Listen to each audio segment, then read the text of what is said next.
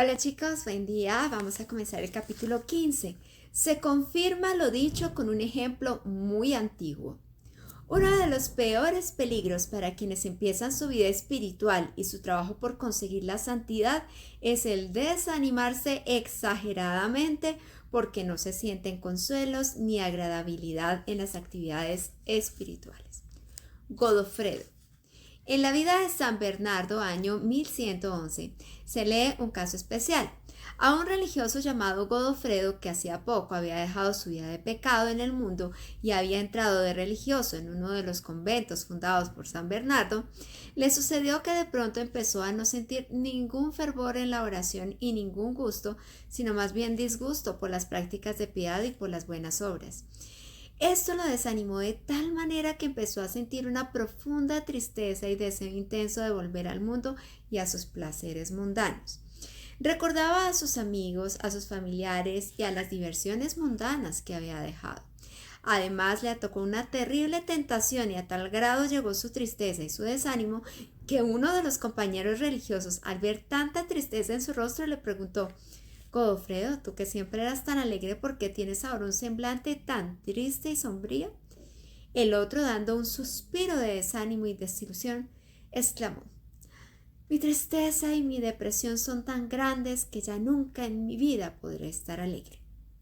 El otro religioso fue y le contó este grave caso a su superior San Bernardo, el cual entró al templo y de rodillas ante el Santísimo Sacramento le suplicó con gran fe a nuestro Señor que le quitara la tristeza a aquel pobre religioso. Mientras el santo rezaba, Godofredo se quedó dormido de tanta tristeza.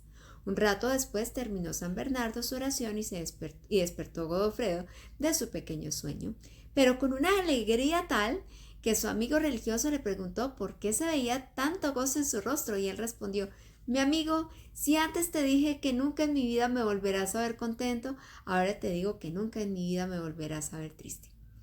Habían empleado dos medios muy eficaces para recuperar la alegría perdida: consultar al director espiritual y rezar pidiendo a Dios que se aleje la tristeza.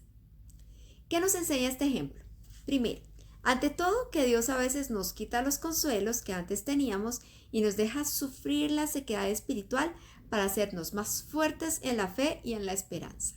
Segundo, que cuando llegan las sequedades espirituales suelen llegar también fuertes tentaciones y hay que estar dispuestos a rechazarlas porque ellas son una prueba de nuestro Señor que nuestro Señor nos pone para ver hasta dónde llega nuestro amor a Él. Tercero, que en los momentos de tristeza no debemos hacer planes pesimistas para el futuro, pues después de la tormenta vendrá la bonanza y después de las oscuridades de la noche llegará la luz del amanecer. Y que también en momentos de mucha alegría debemos recordar que pueden llegar días de tristeza y así evitaremos optimismos exagerados. Cuarto, que en momentos de tristeza sirve mucho comunicar nuestra angustia a algún buen amigo espiritual.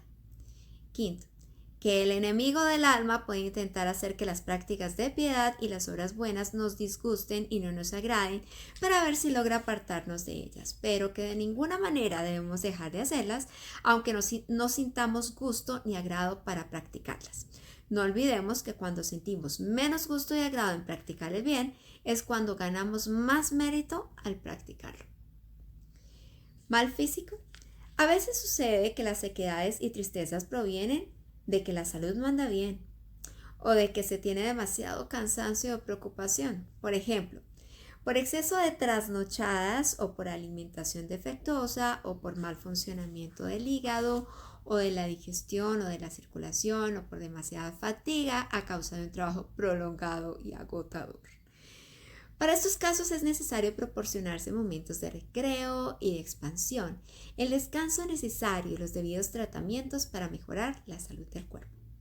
San Francisco de Asís recomendaba a sus religiosos que fueran moderados en sus trabajos, de manera que su demasiada fatiga no les destruyese el fervor de su espíritu. La tentación de un santo.